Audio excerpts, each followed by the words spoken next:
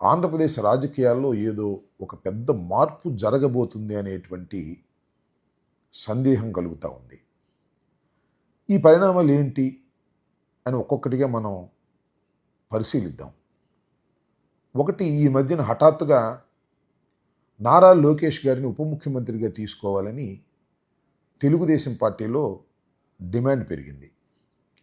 ఆ డిమాండ్ ఏంటంటే బహిరంగంగానే చేస్తున్నారు.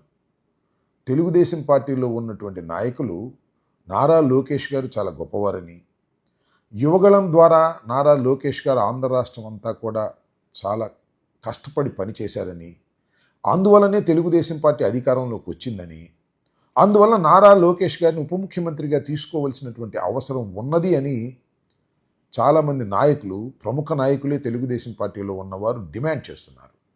నాకు అర్థం కాల, తీసుకోదలుచుకుంటే ఎప్పుడైనా తీసుకోవచ్చు. నారా చంద్రబాబు నాయుడు గారి ఇష్టం అది.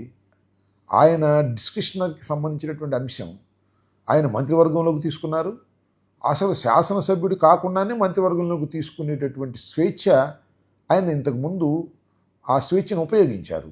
అయితే ఇవాళ ఎందుకు ఈ డిమాండ్ రావాలి? డిమాండ్ లేకుండానే చేసుకోవచ్చు కదా అంటే, ఈ డిమాండ్ ప్రారంభమైంది ఆయన కుటుంబంలో. ఏంటంటే ఆయన కుటుంబంలో ప్రారంభమైంది, ఆయన అసలు ముఖ్యమంత్రిగా చేయాలనేది ఆయన కుటుంబ సభ్యుల అభిప్రాయం. ఎందుకంటే చంద్రబాబు నాయుడు గారు వృద్ధులైపోయారు. ఆయన 74 సంవత్సరాల వృద్ధులు కాబట్టి ఎక్కువ కాలం ఆయన రాజకీయాల్లో ఉండటం కంటే ఆయన వారసుడిగా ఆయన కుమారుడైనటువంటి లోకేష్ గారిని ముఖ్యమంత్రిగా ఇప్పుడే చేసేస్తే బాగుంటుందని ఒక అభిప్రాయం కూడా ఉంది. కానీ ఆయన ఇప్పుడే ముఖ్యమంత్రిగా ఆయన చేస్తే కూటమిలో చాలా విభేదాలు వచ్చి కూటమి కూలిపోతుందని భయపడుతున్నారు. అయినా ఉప ముఖ్యమంత్రిగా చేర్చుకోవాలనేటువంటి డిమాండ్ బయలుదేరింది. ఈ డిమాండ్ని పక్కన పెడదాం. ఒక అంశం ఏంటంటే, ఉప ముఖ్యమంత్రిగా నారా లోకేష్ గారిని చేర్చుకోవాలి అంటే పవన్ కళ్యాణ్ గారి స్థానంలో ఆయన కూడా అదే స్థానాన్ని ఇవ్వాలి అనేటువంటి ఒక డిమాండ్ తెలుగుదేశంలో వచ్చింది. రెండో అంశం, కొన్ని రోజుల క్రితం మనం చూసినట్లయితే రాజ్యసభ సభ్యుల్ని ఎన్నుకునేటప్పుడు మన నాగబాబు గారిని రాజ్యసభ సభ్యులుగా చేస్తారని అందరూ ఊహిస్తే, నాగబాబు గారిని రాజ్యసభ సభ్యులుగా కాకుండా ఆయన్ని రాష్ట్ర మంత్రివర్గంలోకి తీసుకుంటాము అని ఒక లిఖితపూర్వకమైనటువంటి ప్రకటన నారా చంద్రబాబు నాయుడు గారు చేశారు. సరే, చేయగానే నెక్స్ట్ ఏదో మంత్రివర్గ విస్తరణ ఉంటుంది, ఎలాగూ ఒక సభ్యులు ఖాళీగా ఉన్నారు కాబట్టి నాగబాబు గారిని మంత్రివర్గంలోకి తీసుకుంటారని, తీసుకోవడంతో పాటు శాఖను కూడా ఫలాన్ని కేటాయించబోతున్నారని చాలా విపరీతమైన ప్రచారం జరిగింది. చివరికి ఆ ప్రచారం తర్వాత చాలా క్లియర్గా మన పవన్ కళ్యాణ్ గారు చెప్పారు, ఎమ్మెల్సీగా అయిన తరువాత మాత్రమే ఆయన్ని మంత్రివర్గంలోకి తీసుకుంటారు, తీసుకోవటం మాత్రం ఖాయము అని. అంటే పవన్ కళ్యాణ్ గారు ఉప ముఖ్యమంత్రిగాను ఆయన మంత్రిగాను కొనసాగుతారా అనేది ఇక్కడ ప్రశ్న. అంటే ఆయన మంత్రివర్గంలోకి తీసుకొని నారా లోకేష్ గారిని ఉప ముఖ్యమంత్రిగా చేసి పవన్ కళ్యాణ్ గారిని కేంద్ర క్యాబినెట్లోకి తీసుకుంటారనేటువంటి ప్రచారం కూడా ఒకటి విస్తృతంగా సాగుతూ ఉన్నది.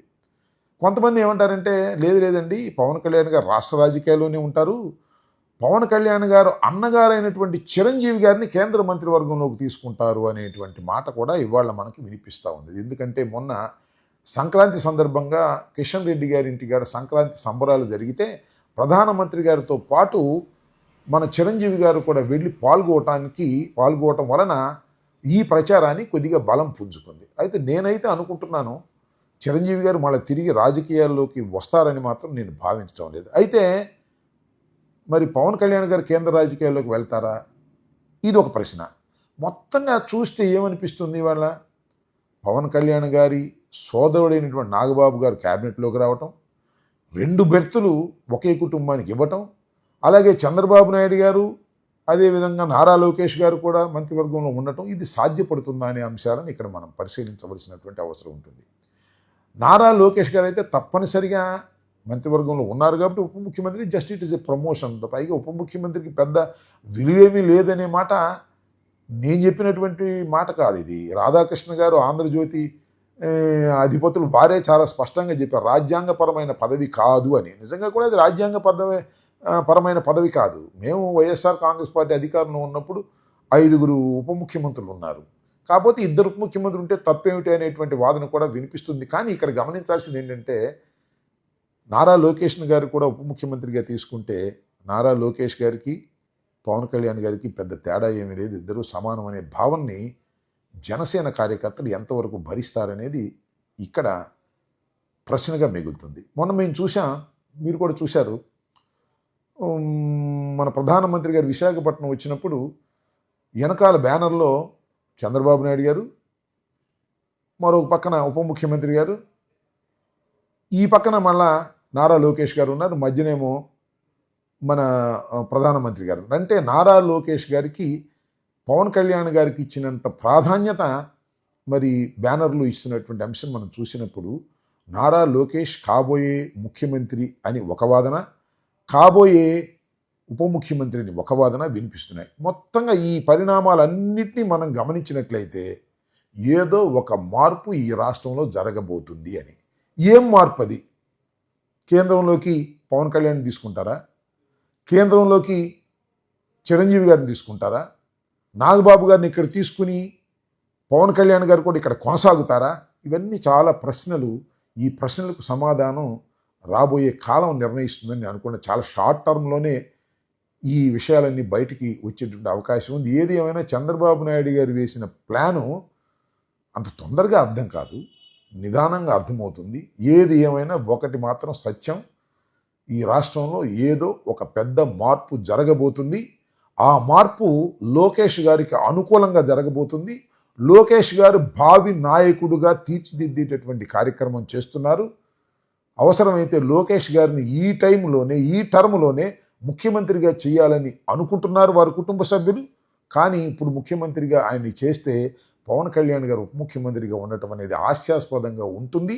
జనసేన కార్యకర్తలు దాన్ని అంగీకరించరు, ముఖ్యంగా కాపులు అసలు అంగీకరించరు. కాబట్టి కొద్దిగా తిరకాసులో పడి ఈ వ్యవహారం అంతా నలుపుతా ఉన్నారు. చివరకు ఏ రూపం తీసుకుంటుందో రాబోయే కాలంలో మనం చూద్దామని నేను భావిస్తున్నాను. చాలా పెద్ద తెలివితేటలతో చంద్రబాబు నాయుడు గారు ఆడుతున్నటువంటి ఈ నాటకంలో ఖచ్చితంగా చంద్రబాబు నాయుడు గారు విజయవంతం అవుతారని మాత్రం నేను అనుకోవడం లేదు. తప్పనిసరిగా చంద్రబాబు నాయుడు గారు ఫెయిల్ అవుతారు. కొడుకు కోసం చివరికి రాష్ట్రాన్ని బలి చేసేటటువంటి పరిస్థితికి చంద్రబాబు నాయుడు గారు వెళ్ళబోతున్నారని నేను ఈ సందర్భంగా భావిస్తున్నాను. రాబోయే కాలంలో అన్ని వాస్తవాలు తెలుస్తాయి. దీన్ని గుర్తుపెట్టుకోమని మీ అందరికీ కూడా నేను సవినయంగా మనవి చేస్తున్నాను.